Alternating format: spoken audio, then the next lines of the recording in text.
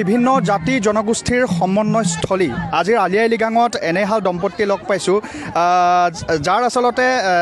যুৱতীগৰাকী হৈছে দেউৰী জনগোষ্ঠীৰ আৰু তেওঁৰ স্বামী হৈছে মিচিং জনগোষ্ঠীৰ কেনেধৰণে আপোনালোকৰ জোৰাটো আচলতে বনিছিলে কেনেধৰণে প্ৰেম বিবাহ নে আচলতে প্ৰেম বিবাহ হয়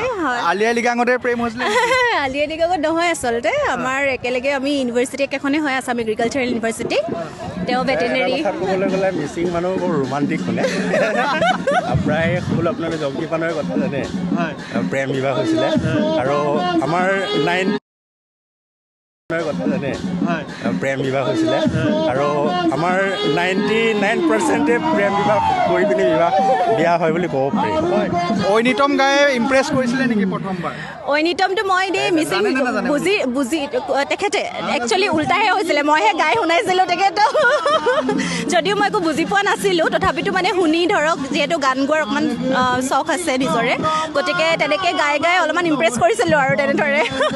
দেউৰী জনগোষ্ঠীৰ যিহেতু এগৰাকী যুৱতী মিচিং সমাজলৈ সেই কেনেকুৱা লাগিছে এইবাৰ প্ৰথম আলি আই লৃগাং নেকি প্ৰথম আলি আই লৃগাং যোৱা 28 জানুৱাৰীত আমাৰ বিয়া হৈছে যোৱা মাহৰ গতিকে বিৰাট ভাল অনুভৱ আচলতে যিহেতু মই কৰ্মসূত্ৰে গুৱাহাটীত থাকোঁ গতিকে ইয়াত মানুহবিলাকৰ ইমান নিভাঁজ মৰম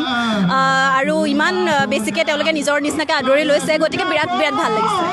আজি কেনেকুৱা লাগিছে আলি আই লৃগাঙৰ গোটেই পৰিৱেশ ঐনিতমৰ সুৰ পৰ আপং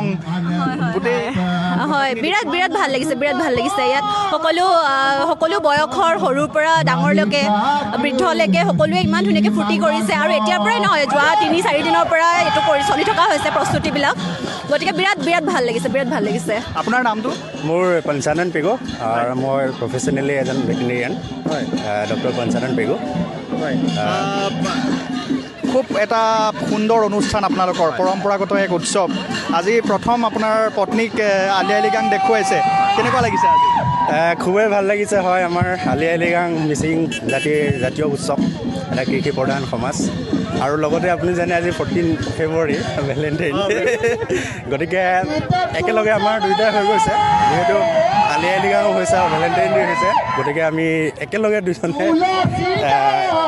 দুয়োটাকে মানে একেলগে উদযাপন কৰিবলৈ খুবেই ভাল আনন্দিত পাইছোঁ আৰু সমগ্ৰ অসমবাসীক মই আলি আই লৃগাঙৰ শুভেচ্ছা জ্ঞাপন কৰিছোঁ সকলোৱে হাঁহি ফূৰ্তি থাকক ভাল হৈ থাকক তাই কামনা কৰিছোঁ